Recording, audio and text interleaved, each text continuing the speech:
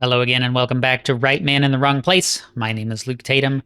I react to music. Today, we're going to talk about video games again instead of doing a music reaction. No headphones. No headphones, right? So, I don't know exactly where this video is going to end up. This is very free form. I don't really want to do a lot of like heavily scripted videos. And so, I want to talk about Ghost of Tsushima. That was my original thought. I'm going to turn on the camera and I'm going to talk about Ghost of Tsushima because I want to talk about games that I've played that have been impactful, that have had meaningful, uh, you know, memorable things that stick with me. I'm still not done playing the game, so this is not a review. I'm in Act 2, like the second segment of the island of Tsushima, and I'm loving it. I love it. There's so many things that game does well, but I also want to kind of speak more broadly about the evolution of the open world genre in this video, because I feel like I can't talk about an open world game without making comments on that, and I've been thinking about doing a video on that for a year. So, Ghost of Tsushima does so many things very well, right? The first thing that comes to mind is the extremely cinematic approach that it takes to game design. I am not in favor of all games being movies or, movies becoming like games. Like, they're separate, distinct mediums with their own pros and cons. But one of the pros of games is the direct engagement that you have. It's not just that you are riding down the hill with your uncle at the beginning of the game on a horse to charge into, the Mongol invading forces and fight. It's that you're doing it and you can steer. Yes, there are artificial limits on that. Yes, it's cinematic and you must go a certain way at a certain point to move things along. And yes, you can mess with that system, and you could just turn right and kind of stand there and like eventually nothing would happen and it would be very weird. It's like, isn't there supposed to be an invading force coming in? Like, it can lose its realism.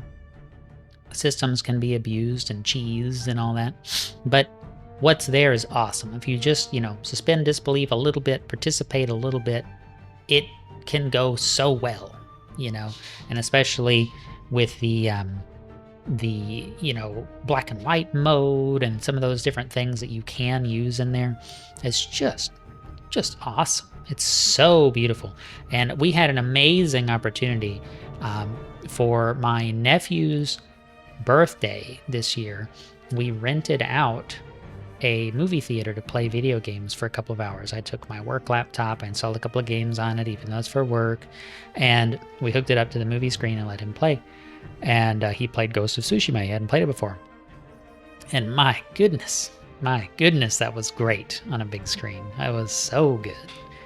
So, it's perfect. It's absolute cinema, right? Just chef's kiss. Absolutely perfect. And I will always look at this game as being an excellent implementation, because not only is it, the cutscenes, it's also the gameplay. Your camera is not centered behind the character. It's off to the side. Jin Sakai is a very likable character. The voice acting is really good. And I assume it's, good whether you use English or you are playing, with subtitles. But the English voice acting is great. The staging, the attention to color, the production of the visuals is phenomenal. It's phenomenal. But also, this applies to the duels. That's probably the coolest, unique new thing that Ghost of Tsushima brings to the open world collectathon type genre is the duels. You face specific, other samurai or, Ronin or whatever. You fight some specific characters in a one-on-one duel, and it is high stakes, high energy. Like, you must learn your enemies, behaviors and fight. And so an open world game typically does very poor when it comes to bosses boss design as you would think of it for, say, like a Mega Man game. It's not really been a thing in any other open world game that I've played. And they're so good. Every single one of those feels like, life or death, because it is. Like, it's intense. Even the ones that are kind of easy, like you keep your guard up and you're analyzing and you're trying to be on your absolute A game so you don't get completely wrecked. Because they can turn very quickly. Those fights can. And there's so many little touches. Like, a thing that I've pointed out to a few friends is, the famous gladiator scene where you have your hand where the main character of Gladiator has the hand extended and it's brushing along kind of the grain, the field of tall grasses, that sort of thing, that tactile experience. If you barely tilt your control stick, if you walk slowly through these pampas grasses in Ghost of Tsushima, Jin Sakai will extend his hand, one or the other hand, and let it brush against that. It's, a direct reference. It's such a beautiful, subtle touch. The gameplay is good. It's great. But how did we get here? Okay, so this is my turn from you should freaking play Ghost of Tsushima, it's really great, to my goodness, there are a lot of problems with open world games. And I think we'll go back to Ghost of Tsushima after talking about this and talk about that in the light of all the previous flaws that I'm going to go into. There have been open world games for a long time. Okay, you could argue that, and I have a list because I wasn't going to pretend that I could remember all this stuff. But, you have things like the original Elder Scrolls game, Arena, which I've never played. You have, technically speaking, the first Legend of Zelda game, 1986, is an open world game. It's got screens and loading segments. It kind of like does its thing to slide to the next screen. It doesn't really feel open world in the way that, an Assassin's Creed or something like that does. But it's there, it's technically speaking an open world game. But the evolution of those games, you went to things like Morrowind. For me, Morrowind, Elder Scrolls 3, was really the first time that it was like, oh my gosh, there's a whole world here. There's, a whole continent here. You could play Morrowind. I mean, my friends and I played Morrowind forever, right? I had a friend who was like, I'm going to try to beat every single NPC on the entire island on this save file. All kinds of nonsense. That's a whole video in and of itself. I have a half of a script written about Morrowind for a different video that I wrote 6 months ago, or even longer. It might be 12 months ago. But, Grand Theft Auto came out around that time, right? So Morrowind was 2002. Grand Theft Auto San Andreas was 2004. The first GTA, I don't know when the first GTA came out, but Grand Theft Auto 3, 2001. There was a lot of stuff starting to happen in that kind of like, what if we had a really big space? Now, GTA is notable because of how reactive it was, right? Like, nothing changes in the original Legend of Zelda when you do stuff. Breath of the Wild, Tears of the Kingdom, the new ones, yeah, there's stuff that happens. Like, a new character is in this town because of things that you did, stuff like that. GTA, with your, like, the bounty system, with, more and more aggressive, like, law enforcement type measures to stop you when you're on a crime spree, that sort of stuff. But, there's flaws with that. And then you have things like Morrowind, where it's like you have the famous pop-up, load a save or continue in this doomed world that you have created. Like, oops, you killed a story important character. Hope you saved recently, right? I don't remember Morrowind really having an autosave except for when you transition from place to place. And so you could go really long periods of time since it's an open world with sparse cities without ever doing that. And it was like, oh, well, there goes 3 hours. Let me do that again. But, Oblivion, right? So Oblivion, the original release of that was 2006. Of course, now we have Oblivion Remastered, but it's exactly the same game. It just looks prettier. And you also had World of Warcraft in 2004, and like what a significant impact that game had, right? So I played World of Warcraft for a while. I talked about that in my video about Star Wars: The Old Republic. But all of these things, it was kind of like the direction that things were moving to some extent was, what if we did more open worlds? What if we did more interconnected things? The MMORPG became such a household term, right? People knew what that was in the years after World of Warcraft came out. And so you had this varying approaches. You had different branches of the open world philosophy, if you will. Okay, like schools of thought in economics or something, right? You had the MMO. Okay, well, you have daily repeatable quests. You have huge multiplayer, raids. You have, just a massive continent with certain things that are continuous, but then you can introduce additional content packs to that world over time. And you have community events, right? It's player activity driven in a certain way. The gameplay is emergent in the sense that it has live people in it. And live people don't behave on scripts.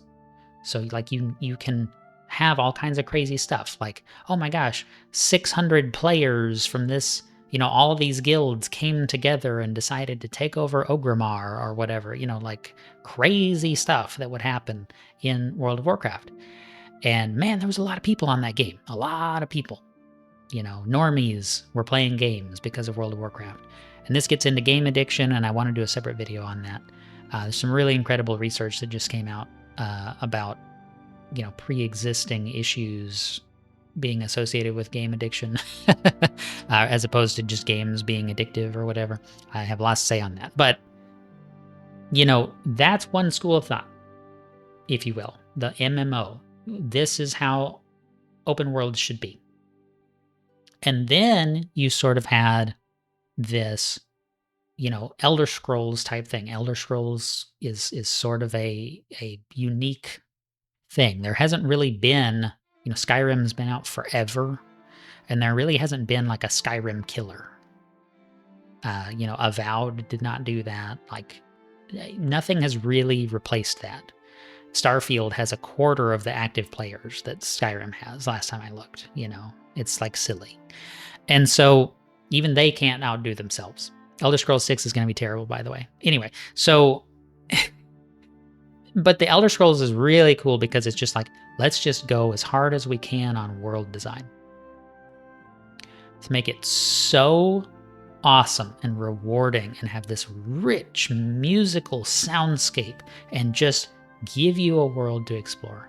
And like, who cares if it's buggy? And who cares if it's easily exploitable? And there's tons of ways to break systems and duplicate items and get through, janky spots in the ground. And, the voice acting is reusing the same 5 voice actors. And like, there's a lot of things that are not very good about like Oblivion and the Radiant AI and Skyrim and like the power leveling and progression system of the game. Like, why do people love Skyrim so much? It's because it's a darn good world to explore.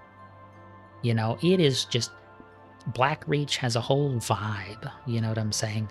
Oblivion, even, as janky as that game is, it has a whole vibe. Like the Ayleid Ruins is like a knowable vibe.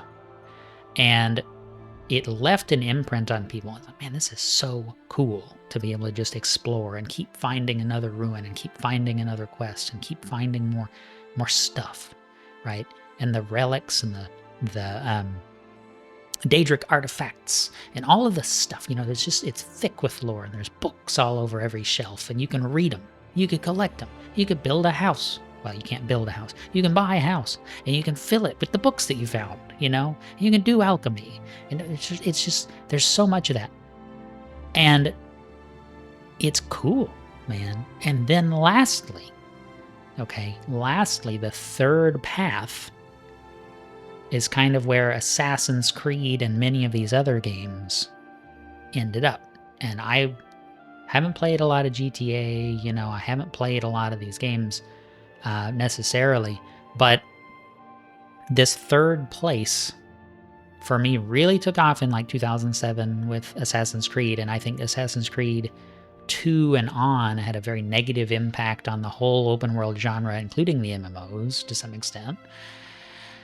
But it's this, you know, Assassin's Creed 1 is awesome, right? But then they were like, what if we could just keep going with this forever, right?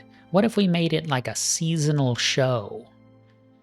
And the example I'm going to use is kind of out of left field, but we're going to talk about Stargate SG-1 and Stargate Atlantis and all this stuff. And I have not seen all of Stargate, so please don't come at me with Stargate lore. But I watched the Stargate movie for the first time this year, and maybe late last year, and watched the first several episodes of Stargate SG-1, and I thought, man, what a setup for a TV show, right? It's kind of like Doctor Who with time travel and some of these other things. It's like, you never run out of material. You'll never run out of material with this. Set the things on the ring to teleport you to a new world. Well, guess what? There's quadrillions of planets. So, okay, easy. Got a new place to go, a new character, a new, you know, plot arc, a new weird civilization. Just forever. You know, Star Trek is that way, right? Well, we just found ourselves around the orbit of whatever planet, and it's got this crazy place with, you know, people that are half black and half white. They've got paint right down the middle of their face, splitting them in half, and all that, you know, all kinds of nonsense that happens in Star Trek. And so it's that never-ending font of content. And I feel like the word content, as it applies to games, has become like a key feature, like that's on all the design docs for all the game studios nowadays. How much content is in our game? How are we going to deliver additional content? Downloadable content. I'm having too much fun saying this. But you know what I'm saying. Okay, if you're a gamer, if you played Assassin's Creed 1 and 2 and 3, or 1 and 2 and Brotherhood and 3, or wait, hold on, Brotherhood Revelations and 3, whatever. And so you play those games and you know what I'm talking about. Okay, Assassin's Creed had this awesome setup. Minor spoilers, right? It kind of turns sci-fi at the end of the first game. And it's like, wow, that's so cool. And then it's like, oh wait, they're just gonna rehash story elements and keep pumping out another version of this, another version of this, another version of this. It becomes more and more convoluted. And that's not the biggest problem. That's not even where I'm going with this. That is an issue. There's no direct forward momentum for the overarching story. I hate it.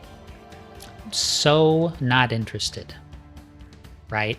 Because you know it's never going to finish. You know they're never going to stop milking this stupid cash cow until they're forced to. And then it's just going to end without a resolution. It's not going to end because they finished it. Like Mass Effect 3 had a disappointing ending, and I'm still pissed about that.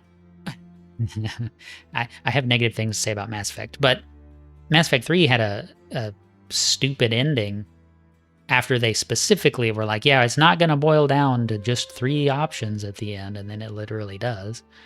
But at least they finished it. At least they were like, yeah, we need to kind of wrap up this trilogy. You know, there's a natural like progression to those things. And you kind of have to end what you start. And Assassin's Creed has not done that. It's not done that in any meaningful way. It's become more and more and more convoluted and will continue to do so.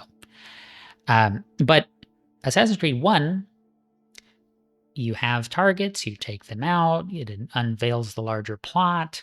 It's very interesting. You have a crazy climactic, you know, sudden shift at the end. It's really cool. Nice reveals. Love it. And then Assassin's Creed 2 comes in. And starting with that game, you know, this is for me personally. It's really my personal story. Other games were starting to do some of this stuff too. We could talk about Horse Armor and Oblivion and stuff. But Assassin's Creed 2 and onwards, it became, oh, now you can go do this little stupid quest where you jump across some roofs fast enough, and you get some points that you can use to unlock whatever, cosmetics for your dude, or, teeny tiny minuscule differences, or whatever, like, and unlocks for stuff that you probably don't even care about. And, you in Brotherhood, I think, it's been a long time. I played these games when they came out, okay. You get, like, little teams of assassins that you can send on little missions that get you little random points that you don't care about to buy things you don't care about.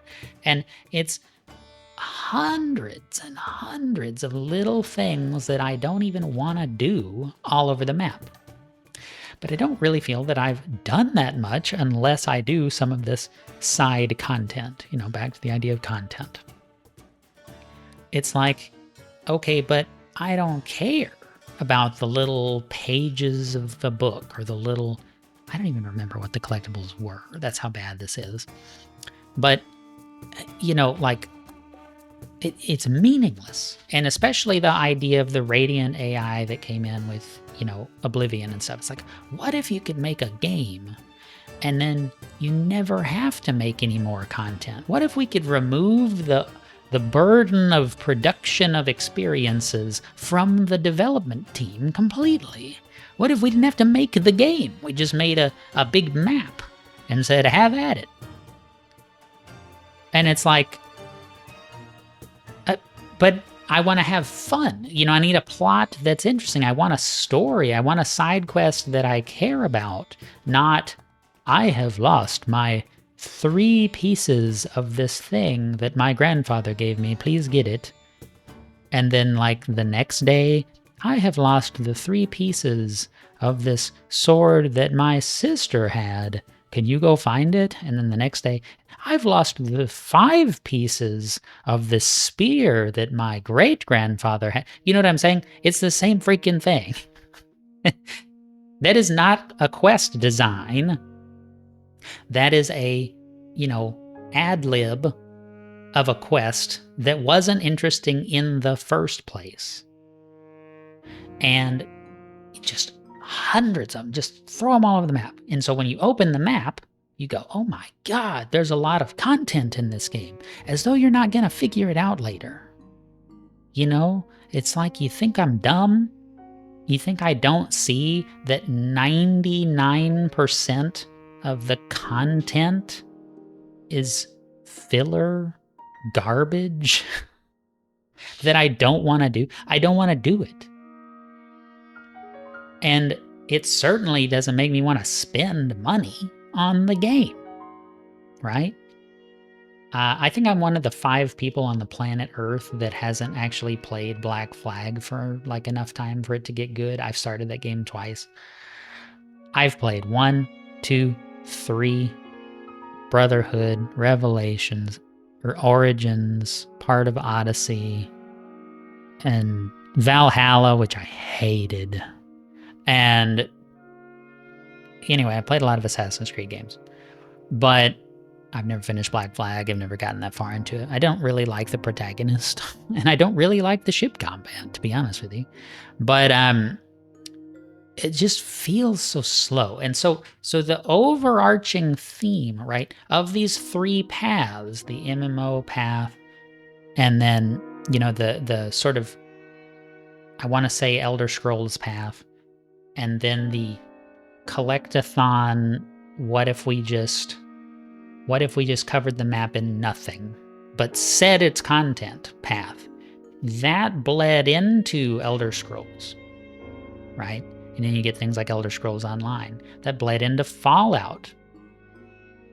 The modern Fallout games are extremely poorly made experiences, and I'd be happy to make a video about that, but they are not the same games as Fallout 1 and 2. And I'm not talking about the isometric view. I'm talking about there's no cohesion and it makes no freaking sense, okay? But that's a separate tangent.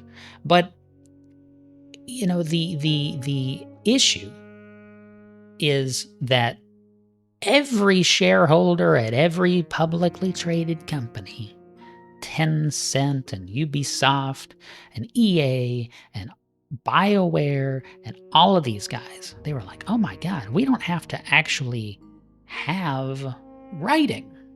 We don't need to pay writers to write anything good. We can just fill up the map with stupid garbage, right? Like Mass Effect has redeeming qualities, you know. Star Wars: The Old Republic has some redeeming qualities. I like those games to some extent, you know what I mean? I still play SWTOR. I've played Mass Effect 1 3 times for some stupid reason. But, you know, this like, I was so over, even in Assassin's Creed 2, I was so over the nonsense endless content model, right? And then it became Elder Scrolls Online. And then it became all of these games. I'm going to look at my list again, right? A lot of, like, even Legend of Zelda Breath of the Wild and Tears of the Kingdom. Those games, both of them, you know, it's like the Korok seeds. Like, does there need to be 600 Korok seeds? I think that's how many is in Breath of the Wild.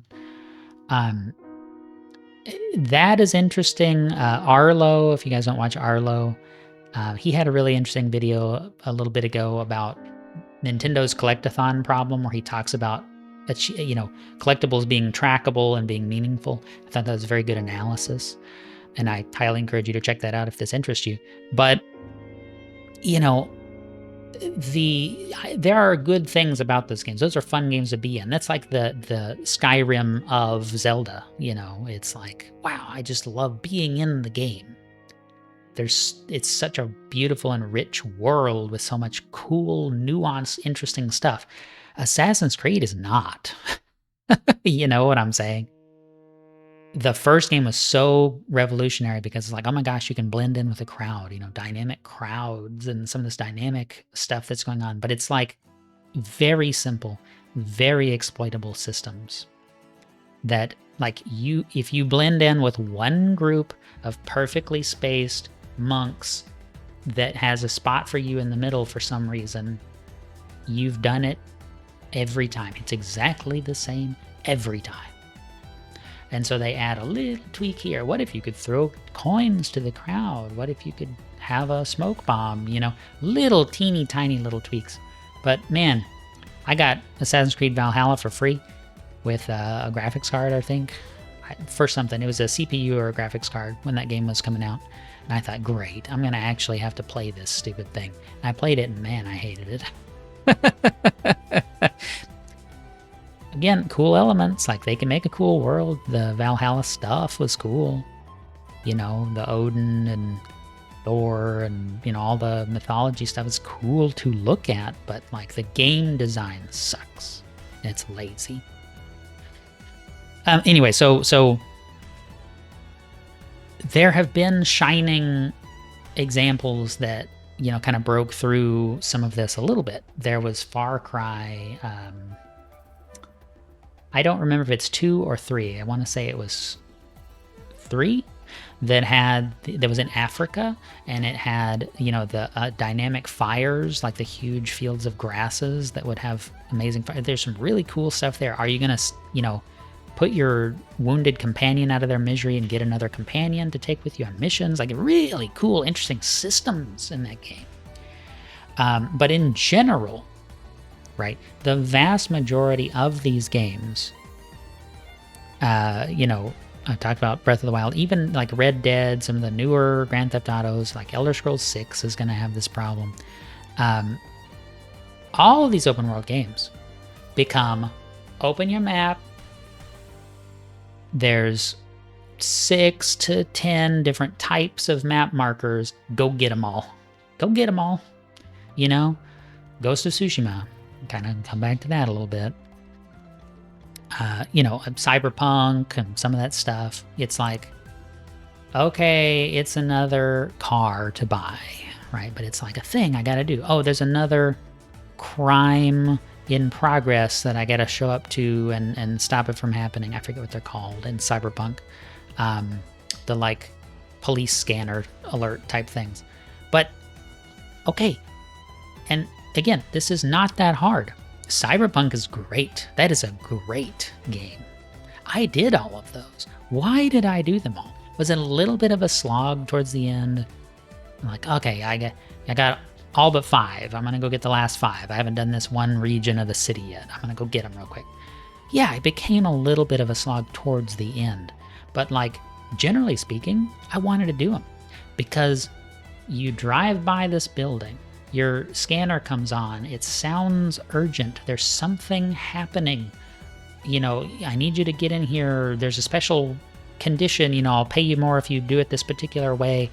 And like, it's a little mini story. It's a little contained situation with its own kind of like level design and its own particular circumstances. And there might even be an option, you know, for how you handle something. You never know what you're gonna find and walk into in Night City, in Cyberpunk. And The Witcher 3, right? The Witcher 3 has the best side quests. They're so interesting and cool, right? And there's something there, you know, in the Blood and Wine expansion. There's this thing where there's like some kind of a haunted mansion type thing, a haunted house, and the lady that lived there collected spoons or something, and so there's all these spoons hanging everywhere, and the further you get into the house, there's more and more and more spoons. It's just a side quest, right? But it's so cool. It's got its own set pieces. It's got its own stuff going on, right? You've seen spoons before, but there's so many of them here. It's creepy and weird, and it's got its own thing, you know? Assassin's Creed, it's like, go find the next one. Go find the next one.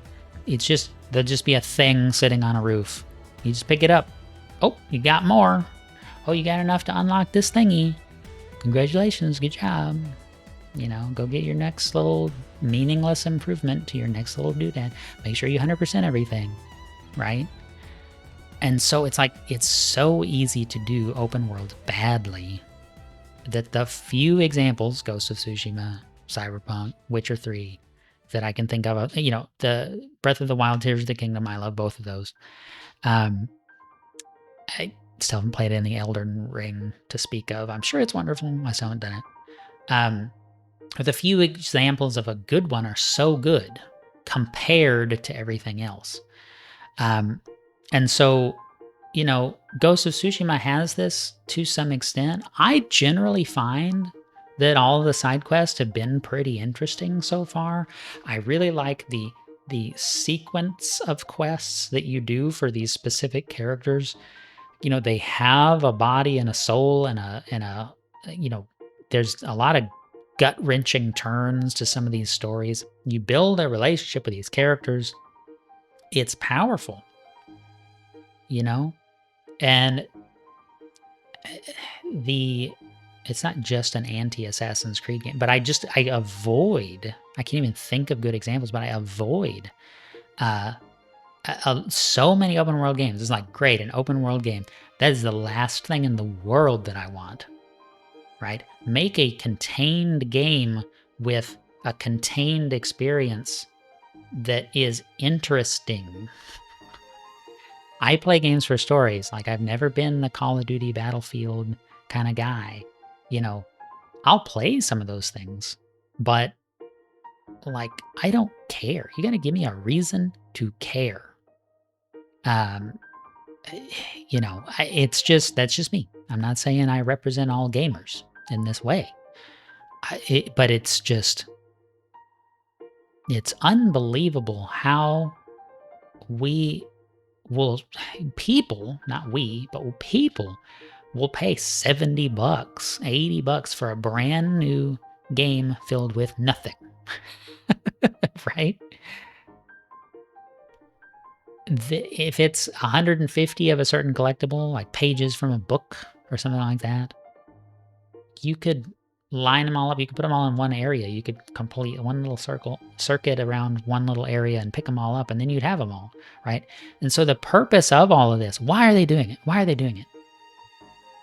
Have you ever had an Audible credit? Have you ever had an audiobook credit, you know, on your platform of choice if it's not Audible, and you've gone, what book should I get?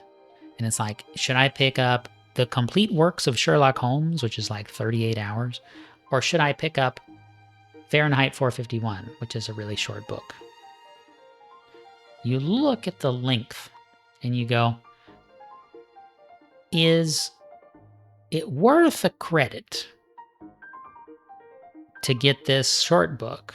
Or should I really try to maximize the value and get the long book? Even if you don't actually want the long book as much, you probably do that.